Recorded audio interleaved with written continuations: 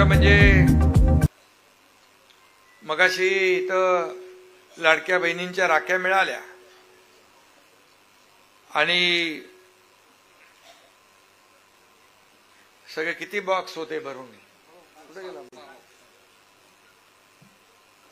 हे प्रेम आहे. खरं म्हणजे राख्या किती आहेत यापेक्षा बहिणींचं प्रेम मोठं आहे, हे मला महत्वाचं आहे.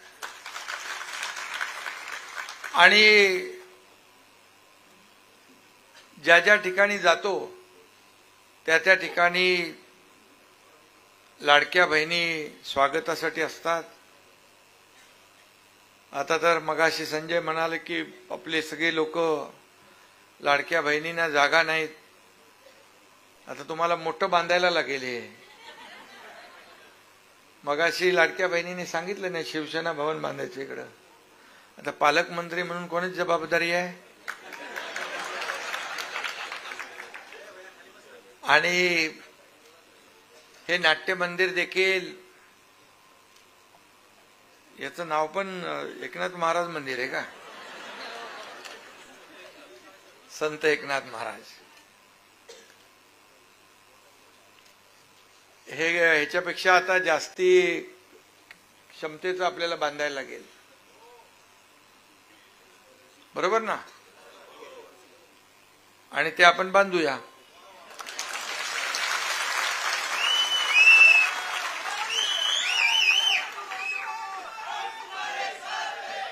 जागा पाहिजे. आणि मला माहीतच नव्हतं एवढे एवढे पैसे आणले त्या लोकांनी. इकडं 3000, तिकडं म्हणाले मला म्हणाले ते 1600. संजयकडे काय किती आहे? 2000. आता संजना ताई तेवढी राहिली आहे कारण ती मागच्या वेळेस नव्हती ना आपल्या बरोबर. आता त्यांना या लोकांना जुन्या लोकांना पैसे नाही देणार, ताईला देणार.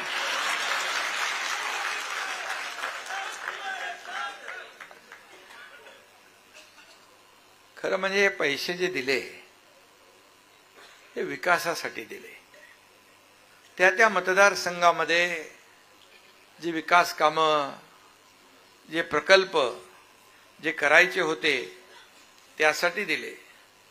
मला मगाशी आणि मी आपल्याला सांगतो की सर्व जे महायुतीचे आमदार, शिवसेनेचे, भारतीय जनता पक्षाचे, अजितदादा नंतर आले त्यांचेही कधी आम्ही दुजाभाव केला नाही. शेवटी आमदार कोण आहे, कुठल्या पक्षाचा आहे यापेक्षा त्या मतदारांना जे काय पाहिजे ते देण्याचं काम आपण केलं. प्रकल्पासाठी, विकासासाठी. विकास हाच आपला अजेंडा होता. मला बोरणारे सरांनी मगाशी सांगितलं कुठलं ब्रह्मगव्हाण उपसा सिंचनसाठी पैठणच्या. कुठं गेलं ते? रामकृष्ण गोदावरी सहकारी उपसा जल सिंचन योजना. जवळपास 5000 शेतकरी होते आणि 18 गावं होती. त्यांची कर्जमाफी करायची होती आणि ते बोजामुक्त करायचं होतं. बोले नवीन कसं काय करू शकतो? ते बोले जे कोणी करू शकत नाही ते तुम्ही करू शकता. आणि खरंच आहे, जे आतापर्यंत झालं नाही आता होणाऱ्या गोष्टी कोणी पण करतोय. न होणाऱ्या गोष्टी करण्याला महत्व आहे. आणि म्हणून या ठिकाणी संत ज्ञानेश्वर उद्यान असेल, ब्रह्मगव्हाण उपसा सिंचन असेल, पैठण, आपेगाव, हिरडपुरी हायब्रिड मॉडेलमध्ये रस्ता असेल, ढोरकीन, कापूसवाडी, लिमगाव त्याला तो प्रकल्प असेल, 100 खाटाचं ग्रामीण रुग्णालय पैठणचं, बिडकीनमध्ये काय केलंय DMIC प्रकल्प, 40,000 कोटींची गुंतवणूक, हजारो लोकांना रोजगार. हे मोजकत वाचलंय मी. खूप मोठ्या प्रमाणावर आपण या ठिकाणी संभाजीनगरला, जिल्ह्याला निधी दिला. पण कधीही आपल्याला मी सांगतो की माझ्याकडे येणारा आमदार असेल, पदाधिकारी असेल, त्याचं पत्र पाहिलं की त्यावर मी सही करायचो. कारण ते पत्र त्या गावातल्या विकासाचं असायचं. त्या मतदारसंघामध्ये पाण्याची योजना असेल, ड्रेनेजची योजना असेल, रस्त्याची योजना असेल, अशा योजनांसाठी आपण पैसे दिले.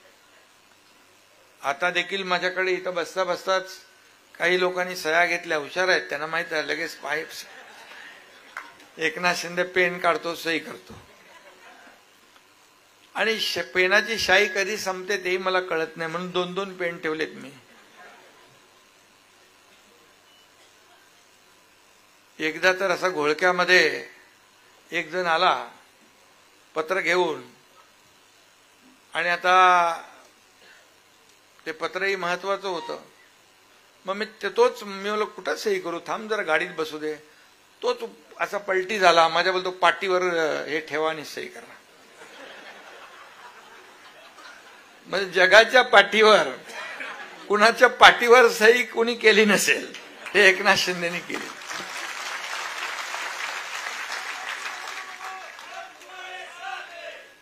खरं म्हणजे आपलं पद जे आहे, मी जेव्हा मुख्यमंत्री होतो त्यावेळेस आपल्या सगळ्यांना माहित आहे,